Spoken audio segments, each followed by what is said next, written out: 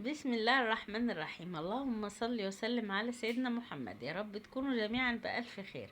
هنعمل مع بعض النهاردة كيكة البريوشي أو معجنات بطعم وشكل وارتفاع الكيك، طرية وهشة وزي القطن. يلا كده من غير رغي كتير نشوف الوصفة بالتفصيل عشان تزيد بركتنا وتحلو وصفتنا. في البداية بنسمي بسم الله ونصلي ونسلم على رسول الله عليه الصلاة والسلام. معايا كوباية من الحليب اللي هو اللبن وبيكون معايا دافي. بعد كده هنزل عليه بنص كوباية من المية الدافية، وهضيف عليهم كمان معلقتين كبار، معلقتين ونص او 3 معالق زي ما انت حابة من السكر. وهضيف عليهم معلقة معاهم كده، معلقة من الخميرة الفورية، وهدوبهم كويس خالص. كده معايا بيضة ضايفة عليها كده باكت من الفانيليا، وهننزل بيهم كده على الخليط السائل اللي معانا، وهنضربهم كويس لحد كده ما البيضة تدوب معانا. كمان معايا هنا نص كوباية من المادة الدهنية، ودي عبارة عن سمنة على زيت. تمام لحد هنا؟ تمام. لو انتوا وصلتوا معايا لحد هنا يا ريت تعملوا لنا لايك حلو زي قلوبكم، فضلا وليس امرا. اهم حاجه كده كل ما بنضيف مكون لازم نقلب زي ما احنا شايفين. بعد كده ضفت رشه من الملح، وهضيف كده حوالي معلقه من الخل الابيض، ده بيدي هشاشه للعجينه بتاعتنا. ومعايا هنا 4 كوبايات، معانا كده 4 كوبايات من الدقيق، والدقيق ده متعدد الاستخدامات ونخلينه يعني مغربلينه. ضفت عليهم معلقة صغيرة من البيكنج باودر، وقلبتها كده مع الدقيق كويس. وبعد كده هننزل على الخليط السائل بتاعنا وهنبتدي نعجن. ولازم في اي نوع معجنات لازم الدقيق تنخليه مرة واتنين علشان تاخدي منه نتيجة حلوة في النهاية ان شاء الله. اهو يا بنات العجينة اتعجنت معايا بالسوائل اللي شفتوها معايا في اول الفيديو، ما ضفتش اي حاجة تاني. بعد ما اتعجنت معايا بالشكل ده هبتدي اقسمها لنصين يكونوا كده في حجم واحد. اللهم صل وسلم على سيدنا محمد. لو انتوا وصلتوا معايا في الفيديو لحد هنا صلوا على النبي في الكومنتات وحطوا لنا لايك حلو زي قلوبكم. بعد ما قسمتها بالشكل ده ضفت على واحدة فيهم رشة كده من الدقيق وعجنتها زي ما احنا شايفين، والنص التاني هنضيف عليه كده معلقة من الكاكاو او معلقة ونص، وهنعجنهم. لو لقينا اللي فيها الكاكاو بقيت كده عجينة ناشفة معانا هنضيف عليها معلقة أو معلقة ونص من اللبن، علشان معروف ان الكاكاو بينشف العجينة. يعني اللي ضفنا عليها الكاكاو دي هنزود عليها معلقة من اللبن، ونعجنها لحد ما تبقى معانا بالشكل ده.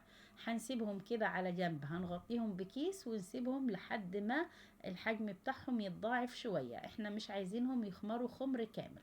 اهو العجينة طرية معايا كده وفيها سن تلزيق، كده قوام العجينة مظبوط. بعد ما غطيناهم وسبناهم بالشكل ده الحجم بتاعها اتضاعف معايا وما خمرتش خمر كامل في المرحلة دي، مش لازم يعني. اهم حاجة المرحلة اللي قبل ما نخبزها او نسويها في الفرن هي اللي المهم هنا انها تخمر كويس. هنعملها كور كلها بحجم واحد بالشكل ده. بعد ما شكلنا كده يا بنات الكرة البيضة والكرة البني، معانا هنا صينية كيك الحواف بتاعتها عالية ودهنينها دهنة سمنة حلوة. بعد كده هندهن الرخامة او الصينية اللي هنشتغل عليها دهنة زيت، وهنبتدي كده نفرد الكرات بسمك واحد زي ما انتوا شايفين معايا. الوصفة سهلة وبسيطة، كيكة البريوش او معجنات البريوش، يعني بمقادير سهلة وموجودة في كل بيت، يعني مقاديرها اقتصادية وفي متناول الجميع. وأي حاجة بنعملها في البيت طبعا بتكون أحلى وأوفر من بره بكتير. بنرص كده في الصينية واحدة بيضة وواحدة بني. كل ما بنحط أو بنضيف عجينة كده بنخلي طرف العجينة اللي قبلها كده ظاهر. يعني زي ما انتوا شايفين معايا كده الفيديو شارح أكتر من إني أنا أتكلم. تمام لحد هنا؟ تمام.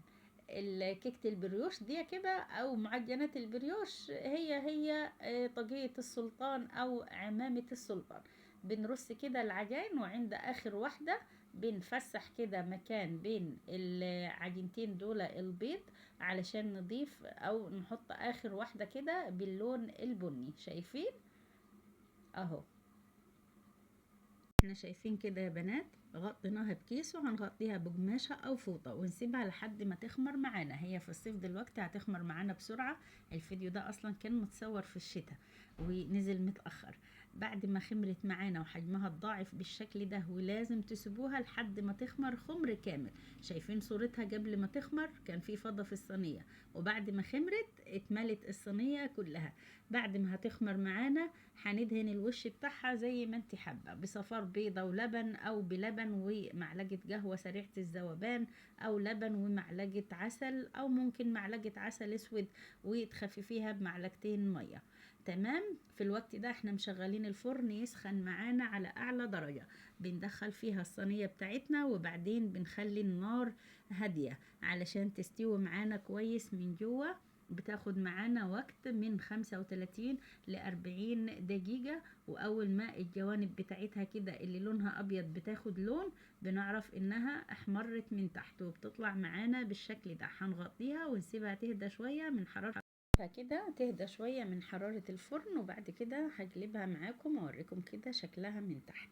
لو انتوا وصلتوا معانا في الفيديو لحد هنا ونسيتوا تحطوا اللايك، يا ريت تحطوا لايك حلو زي قلوبكم علشان الفيديو يتشاف والقناة كمان تتشاف. وخدوا فيها لفة هتلاقوا فيها احلى الوصفات، وان شاء الله تعجبكم وتنورونا بالاشتراك. شايفين كيكة البريوش طرية وهشة معانا ازاي؟ وفي اللي بيقول كيكة الدوامة أو فطيرة الدوامة، شايفين شكلها بسم الله ما شاء الله، يعني عالية كده ارتفاع الكيك وشكلها شكل كيك وطعمها طعم كيك. علشان كده احنا بنقول كيكة البريوش أو معجنات البريوش. هي كده كده معجنات بريوش وشكلها شكل طاقية السلطان أو عمامة السلطان. هوريكم كده قطعة علشان نشوف شكلها من جوه عامل ازاي. شايفين يا جماعة بسم الله ما شاء الله، العجينة طرية وهشة وزي الاسفنج. انا ما صبرتش عليها لحد ما تبرد خالص، بس الحمد لله هي مستوية كلها من بره ومن جوه، مستوية تسوية صحيحة. يعني ما تدخلهاش فرن وتسيبي الفرن عليها عالي، هتستوي كده وتتشمع من بره وهتلاقي القلب بتاعها عجين كده ومكبوت. احلى معجنات كده مع كوباية شاي في العصاري او كوباية شاي بلبن، فطار سريع، خصوصا ان العجينة بتاعتنا فيها بيض وفيها لبن. يعني العجينة كده مغذية وفي نفس الوقت اقتصادية.